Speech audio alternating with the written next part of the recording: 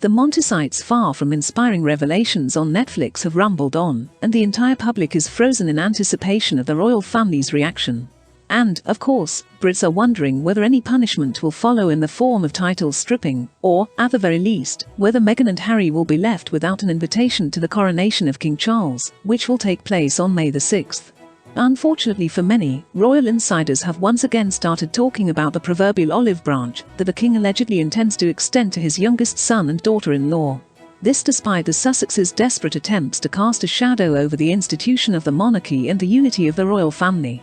According to reputable court sources, Charles does intend to invite Harry and Meghan to his coronation, as he does not want further confrontation, and his attitude towards his son has not changed, despite a release of the scandalous film. Perhaps the king has kept his peace partly because he never watched the film, which contains rebukes not only to the king and the monarchy, but also to other members of the family. And while Buckingham Palace has not yet sent out official invitations to the coronation, senior palace officials have said that no one has or is going to cancel invitations for Harry and Meghan. Harry is his son, and His Majesty will always love him. Although it's complicated now, the door will always remain ajar, said a senior royal official. As for plans for the coronation, Charles and Camilla are already in full swing preparing for the big event. The consort king and queen recently visited Westminster Abbey for a small rehearsal of their ascension to the throne. It is already known that Charles will wear the crown of St. Edward on this momentous day, which has been brought from the Tower especially for fitting. Royal craftsmen have already started to resize it to suit the size of the new monarch's head. Camilla has also chosen a crown for her coronation, since she will be crowned with her husband Charles III. But it has not yet been revealed which crown the monarch's consort will wear, or whether it will be the same royal headpiece that contains the controversial Indian diamond Koh-i-Noor.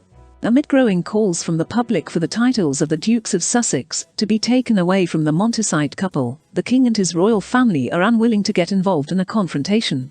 My gut tells me that Harry knew full well that all his loud statements and revelations about the royal family will go unpunished. However, royal experts and members of the public believe that Harry gave Charles every reason to strip him of his titles. If the Sussexes are so uncomfortable with the monarchy, there is no point in holding on to it or associating with the institution in any way. Amid unconditional British support, the Windsors are continuing their royal work, actively attending public events, and unwilling to make any comment on Meghan and Harry's film. If the Sussexes can still make an appearance at the coronation, where they certainly won't is at the first family Christmas, which Charles and Camilla are hosting for the first time as king and queen consort. Notably, all members of the royal family will gather at the palace, including even disgraced Prince Andrew and his ex-wife Sarah Ferguson. Sources say that in addition to the senior royals, even Camilla's son and daughter Tom Parker Bowles and Laura Lopez will appear at the Sandringham celebration. Also, attending the Christmas dinner will be Elizabeth II's grandchildren and granddaughters, including Zara and her husband Michael, as well as Princesses Beatrice and Eugenie and their husbands. The Windsors will once again come together to show their unity and love for each other. All those invited to the royal Christmas dinner have already been unofficially dubbed by insiders as loyal family members. I think the fact that Meghan and Harry aren't in the circle of loyal family members speaks volumes. Camilla really wants her family to be in the middle of Christmas, especially since Charles won't have his youngest son by his side. A royal insider revealed. This all-important Christmas will come just months after they last gathered for a farewell ceremony for the Queen. Last year's Christmas also did not go smoothly amid nervousness over problems with Prince Andrew, the Queen's ill health, and the constant resentments of the overseas dukes. Unsurprisingly, the new monarch wants to unite the whole family and take his mind off the scandals for a while.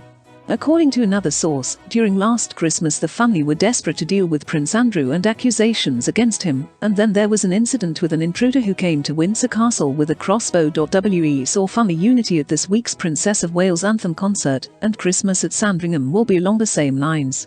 As it happens, the concepts of family unity and Meghan and Harry's couple have become antonyms. Speaking of unity, as if to mock Meghan for not being allowed to wear the same colour as the senior royals, Kate, Princess Charlotte, Pippa Middleton and Zara Tindall appeared at Westminster Abbey the day before yesterday wearing burgundy coats. And after all, Catherine is the future queen, and according to legend Meghan should stand out and look something special. I wonder what Meghan was thinking as she watched the royal Christmas concert on television.